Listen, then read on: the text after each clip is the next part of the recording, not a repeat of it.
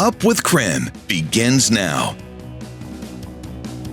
Here on your Monday morning. Good morning, everyone. Welcome to Up with KREM. I'm Tim Pham. And I'm Nicole Hernandez. Let's get right to meteorologist Thomas Patrick. Thomas, you've got a forecast for us, and you say we get a little bit of a break from the cold soon, but not yet, right? Yeah, definitely not yet. It'll be very similar to what we experienced this weekend, where it's cold to start the day, and our afternoon temperatures will be okay for January standards. But make sure to bundle up, grab the hats, and unlike me, grab the mittens as well, with temperatures in the teens starting the day. As cold as 12 in Deer Park. I've seen it as low as 10 in Colville, and it's currently 17 in Spokane. So plenty cold to start the day.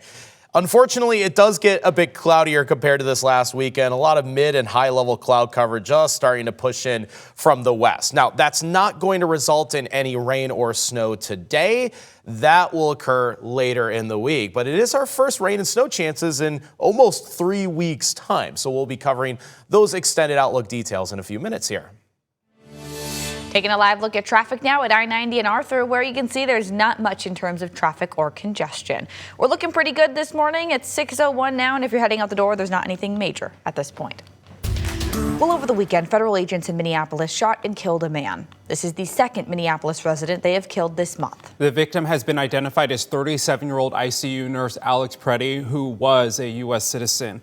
The Department of Homeland Security says agents were conducting a targeted operation against an undocumented immigrant wanted for violent assault. They say this is when another person, quote, approached U.S. Border Patrol officers with a 9mm semi-automatic handgun. However, some are sharing video that contradicts what DHS says. This is an inflection point, America. If we cannot all agree that the smearing of an American citizen and besmirching everything they stood for and asking us not to believe what we saw, I don't know what else to tell you.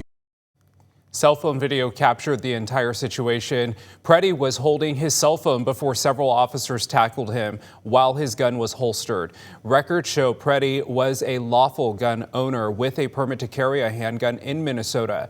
The video then shows officers removing Preddy's gun from his holster before agents shoot and kill him. There have been more protests across the country because of this latest shooting.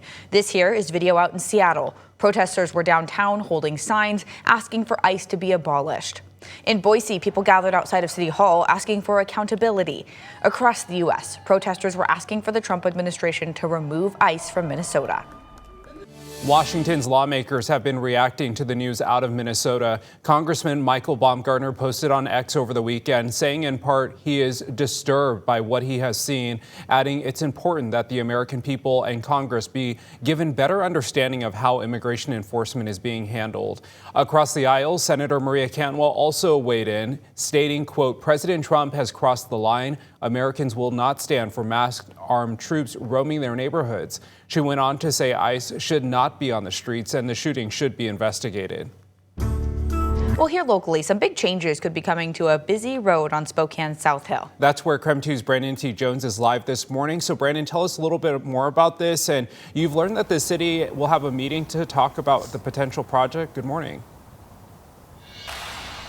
Yeah, good morning, Tim, Nicole. Of course, we all know this intersection, this drive right here on Grand Boulevard, and the potential changes that could be taking place between 14th and 29th. So that would be a potential restriping project. You can see that sign right here behind us telling local people in the area that there is going to be a public meeting tomorrow night. We'll talk about that here in just a few moments. But as for this project, the city of Spokane says they have identified two options that could potentially make this road a bit safer. So on your screen, you'll see two different renderings, starting with option one. Option one would reduce Grand Boulevard down to 3 lanes, 1 lane in each direction and 1 center turn lane. The city of Spokane says the current format of 4 lanes with 2 in each direction presents 2 main issues.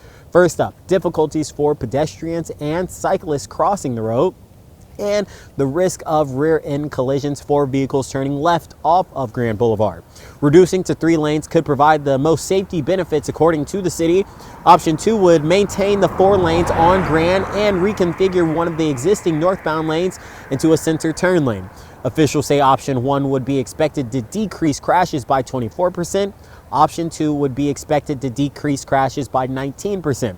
With this potential restriping project in consideration, the city will host a public meeting tomorrow night. That's Tuesday, January 27th at 5:30 p.m. at the St. Mark's Lutheran Church. Of course, that church is also located here on Grand Boulevard.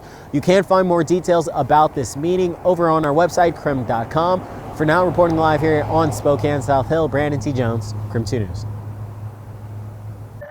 The news time now is 6:06. An update from Spokane this morning. The shelter says all the dogs that were sick are doing, quote, extremely well, and they are doing adoptions starting back today. Spokane has been dealing with a respiratory sickness since Christmas. They are still not sure what's causing the sickness. The shelter says all the dogs are eating, and they hope to spay and neuter the dogs that were sick in the next month to hopefully get them adopted. A massive snow and ice storm hit about half of the country over the weekend. Parts of the south basically froze over. Thick ice covered roads, trees, and even full parks. In Nashville, trees and power lines fell and caused power outages. About 800,000 people are still without power this morning. At least a dozen people have died already, and we are expecting that number to go up. We're spread thin on equipment here because there's so many guys in different directions. And we're out here having to manually do this, where usually we would need a backhoe or a bulldozer or something to help move the stuff. FlightAware shows about 12,000 flights were canceled yesterday and thousands more delayed. Here in Spokane at last check this morning, there were 5 flights delayed, 2 of them heading to and from Dallas, Texas. Right now, we're not sure if these delays are still because of the storm. And weather-wise today, it is going to be sunny to start the day, but then cloudy to finish as some cloud cover is just starting to stream in from the west here. Not enough to hurt our temperatures all that much, just makes for a pretty normal January day, at least for now, as you see a high of 32 degrees in Spokane. That's been about where we've been the last week or so. This week's going to be a different story. It's actually not the cold weather, it's the warm-up. It's a big time warm up too, because high temperatures could be close to 50 degrees by this weekend. So I'll show you the temperature trend and when we'll eventually get probably rain back in the forecast later this week.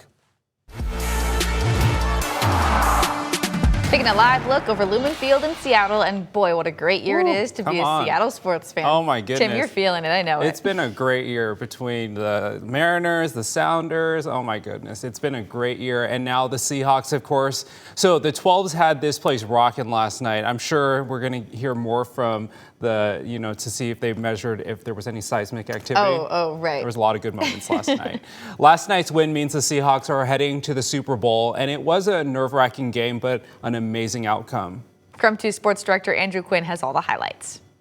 Well, the Seattle Seahawks trying to beat the Los Angeles Rams for the second time in just over a month to set up a rematch of Super Bowl 49 11 years ago. The Seahawks came out of the gate firing, and after a crisp first drive, Kenneth Walker punches it in to give Seattle a 7-0 lead. The Hawks led 10-6 late in the half until Matthew Stafford hits Kyron Williams for the touchdown, and the Rams take a 13-10 lead. But never fear, Hawks fans, Jackson Smith-Njigba is here. 115 yards receiving and this touchdown to cap off the first half for JSN as the Hawks lead 17-13 at intermission. The first major momentum swing came at the start of the second half as Xavier Smith muffs the punt. It's recovered by Derek Young. On the next play, Sam Darnold hits Jake Bobo for the touchdown, and it's 24-14 Hawks. The Rams answered quickly, but then Darnold's going to hit Cooper Kupp for the touchdown,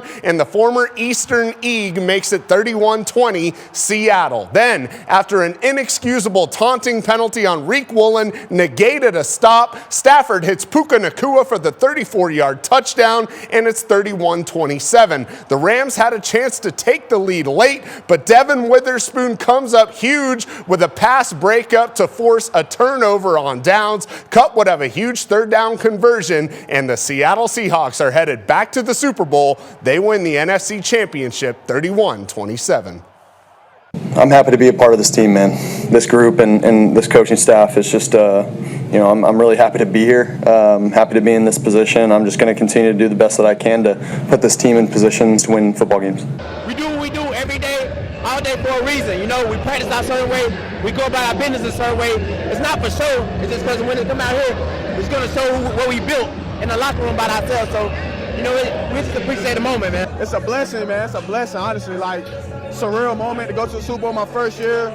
Number one team in the NFL, number one defense in the NFL. I mean, what more could you ask for as a rookie? Everything that we prayed for, everything that we worked for, man, to see those guys celebrating in that locker room, because, man, we won the West, won the division, now we NFC champs is nothing better. So I'm excited, ready for this opportunity.